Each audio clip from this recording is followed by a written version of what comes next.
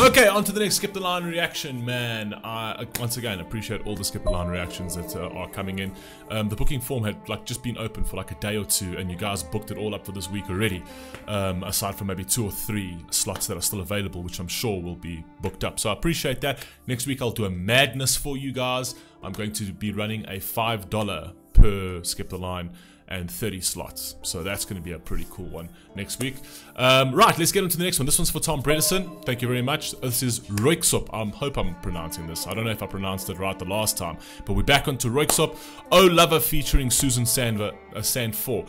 Love anything featuring her. I've heard 2 pieces by her and unbelievably impressed. So I'm very, and also this Röyksopp sort of collaboration is really cool, really cool. The last one we heard was pretty epic, so I'm pretty excited to see what this one's about. Right, let's rock and roll. Röyksopp, Oh Lover featuring Susanne Sundfør. Let's go. Oh, this is more upbeat.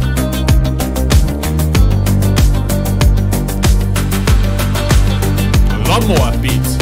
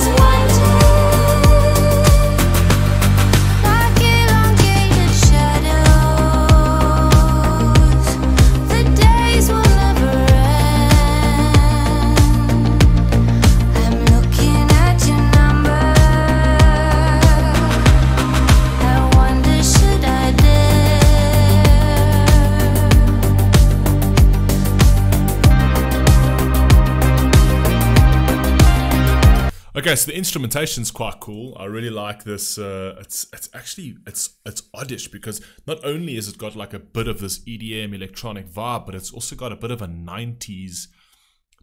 Oh, would I say 90s? Yeah, about a 90s disco feel to a certain degree. It does have that 90s kind of disco feel. And it kind of feels like she's also talking about a relationship over here. We're stuck inside this bubble. The way he makes her feel, or whatever it is. It's a relationship song straight off the bat. You can see it right now. Right, and even says, I'm looking at your number and I'm thinking, do I dare?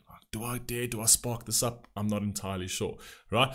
But what I do like about Norwegian singers, and I say this all of the time, and I'm going to say it again over here, is there's always this very sort of like, I struggle to sort of put a finer point in it in terms of like what it is, but it's got this like this universal, natural, spiritual element to it.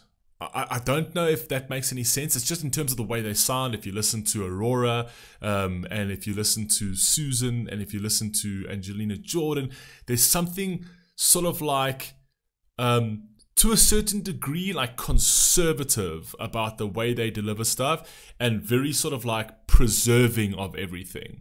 Does that make even sense? I don't know.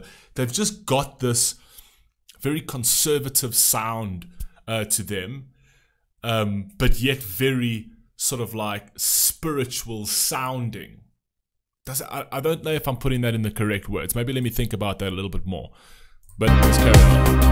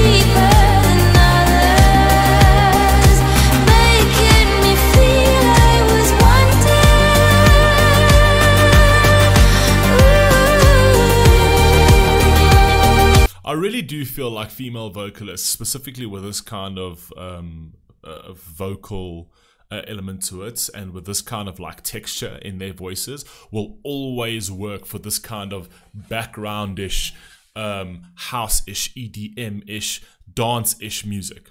Always, doesn't matter, like it always fits in. Like we've seen it with Angelina Jordan as well. She can do the classical and stay very much down like a very solid root of music, and then you can sort of remix her and throw her into like an EDM track, and it just works because their voices work for it. These vocals just absolutely work. This is the kind of track that I would play in the background. This is the kind of track that I'd have like on a Sunday. It'd be part of a playlist, and you can listen to this. It's loungy. It's just you listen to this in the background, and it's just it makes you feel great. It makes everything feel airy and everything feel light and stuff like that. And it's more specifically because of the vocal, because it's got like that very sort of light, flowy texture to the voice as well. So yeah. So and what I was trying to say about the Norwegian artists is that they really do suit this kind of thing, because their vocal, like their vocal ability and their vocal sort of texturing, and the kind of like, it's almost like a universal genre to a certain degree. And I wouldn't say it's a genre within itself, but that those vocalists could really plug and play pretty much anywhere, essentially, you know. And I've been noticing a very like unique thread through all of the Norwegian artists that have that sort of like very positive energy, light and bright, sort of nature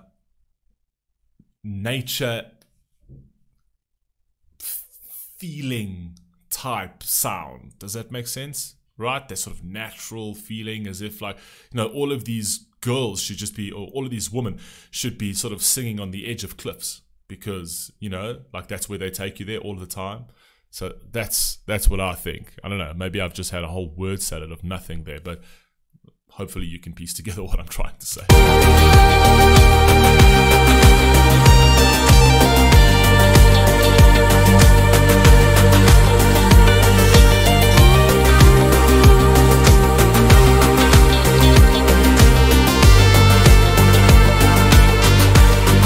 Very 90s still.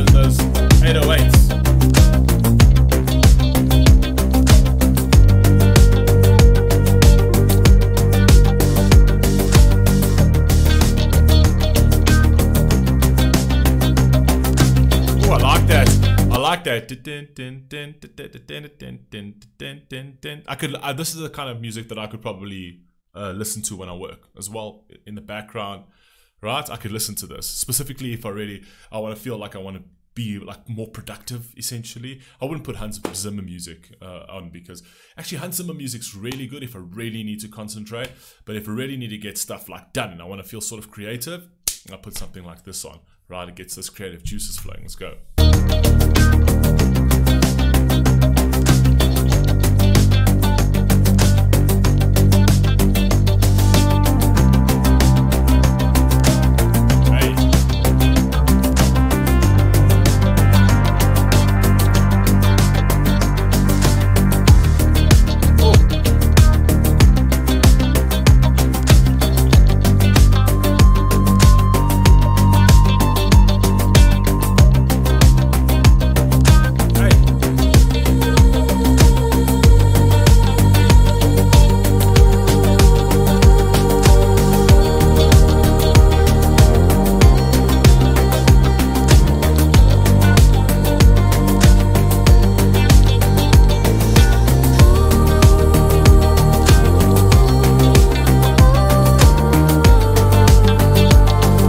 actually this gives me a feeling of, it's like, just when I used to like listen to all of the DJs, man, there was a specific DJ that I really, really liked. He was actually a Spanish DJ, and his name was DJ Optic. I'm not entirely sure if he was Spanish or if he was, or if he just played in Ibiza and I'm just calling him Spanish. I'm not entirely sure, but I've got lists and lists of them on SoundCloud. If you ever want to follow my SoundCloud, trust me, I've got playlists and playlists of just gems over there, right? And this kind of vibe as well. But DJ Optic was so damn good at this. Like, he was so damn good at like creating this particular type sound. And I have a lot of this that is quite insane. I'm looking at your number. I wonder, should I dare? And you know I shouldn't bother. I know it isn't fair.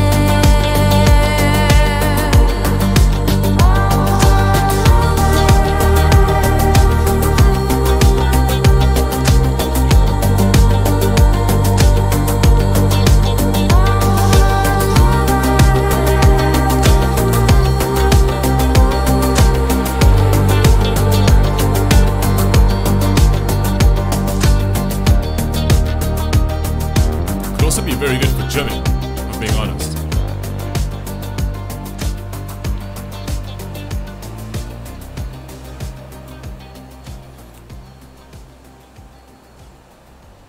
I like these visualizers quite a lot as well. This could also be a really cool track for like gymming, or if you have any sort of like activity that you want to do, physical activity in terms of running, and if you're on a treadmill or cycling or stuff like that, to have this play in the background kind of really gets that, like I say, it's a very sort of like, it's an uplifting track, right? It gets your energies, like it lifts your energies as opposed to like sort of depleting them, right? And it's also, not only does it lift your energies, it maintains you there. So while you're listening the entire time, right, it's kind of like it's one of those tracks that sort of maintains you. There are those tracks that are the downers, there are the tracks that are the super uppers, and then there are the tracks that sort of like start at like a very normal thing, progressive, and then it hits all these different crescendos that just gets you going absolutely insane. Those are usually the gym tracks where they just get you to a point where you just go tilt at a certain part in the track. And then you get this kind of track where if you're doing a particular exercise like cycling, you want to maintain that level, you want to maintain that energy, and then you just keep that. It just keeps you at a certain level, and it's not a downer, it's an upper. All right, not an extreme upper, but it keeps your mood, it keeps your mind and everything at a certain level that just keeps you going. That's how I feel about this track. You guys let me know what you think down below, and I'll catch you in the next one. Peace.